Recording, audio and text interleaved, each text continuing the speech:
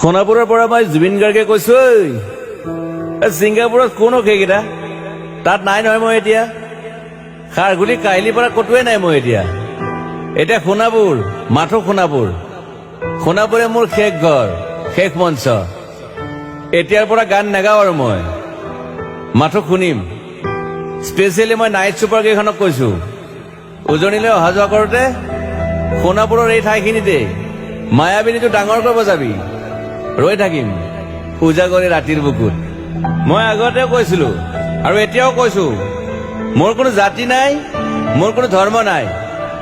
সৰু সজাত দেখুৱাই দিলো কোন হনে তাত ব্ৰাহ্মণ, কলিতা, আলী, ৰহমান, ডেকা, বড়ো, ৰাভা, পূজাৰী আৰু এইটো কি কয় নমাজ পঢ়াই যে মৌলবীও আহিছে সৰু সজালৈ। I love people, I love man.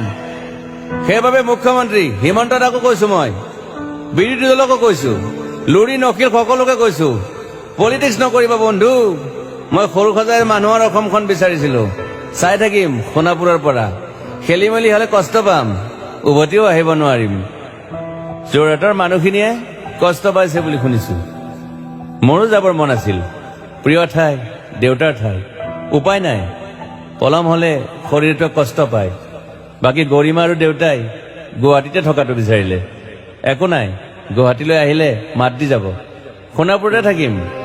আৰু এটা কথা, যোৰহাটত প্ৰতিমূৰ্তি এটা হ'ব বুলি শুনিছো। গুচি যাম কেতিয়াবা। কেণ্টা কাকো খাতিৰ নকৰো। মায়াবিনী ৰাতি ধুমুহাৰ সতে। মাজুলীবাসীয়ে দুখ নকৰিব দেই, মনত পৰিলে গাই দিব মাজুলীৰ এজনী ছোৱালী। নিমাতী ঘাটলৈ যাব নোৱাৰিম আৰু। একো নাই, মোক প্ৰতিটো বসন্ততে পাব অসমবাসীয়ে। শৰতত গাইছো, বহাগত গাইছো, ৰদত গাইছো, বৰষুণত গাইছো দুখৰ গান, সুখৰ গান। শিশু, মুক্তি, মায়া, অনামিকা। মাথো নতুন গান গাব নোৱাৰিম। বন্ধ হৈ থাকিল চেলা সকলো। এতিয়াৰ পৰা আৰু শুনিম শেষ মঞ্চখনৰ পৰা। সোণাপুৰেৰে পাৰ হৈ গলে গাই যাব কেতিয়াবা ধুমুহাৰ সতে। মাজতে সাঁথৰ এটা কওঁ, ছিংগাপুৰত মই অন্তদাই কোৱা মতে নৰ্থ ইষ্ট ফেষ্টিভেল আছিল। মই আগতেও কৈছো, সাগৰ মোৰ প্ৰিয়। সিদ্ধাৰ্থ, শেখৰ, মই একেলগে সাগৰ গলো। পিছত গম পালো খেন্থা মই মৰি থাকিলো বোলে। বাকী নাজানো ক'ত কি হল। শেখৰো নাই, সিদ্ধাৰ্থো নাই। অকলে অকলে কফিন এটাত দিল্লী হৈ সৰু সজাই পালো। বাট আই লাইক পিচ। মই শান্তি বিচাৰো। বৰ কম সময় পালো। মন আছিল কিবা এটা কৰিবলৈ। উশাহটোৱে বন্ধ হৈ থাকিল সাগৰত। বাকী মোৰ দুখৰ মানুহজনী চিনি পাই নাই আপোনালোকে? য়েছ, গৰিমাৰ কথাকে কৈছো। মই নাথাকিলেও তাইৰ আৰু দেউতাৰ খবৰ ল'ব আপোনালোকে।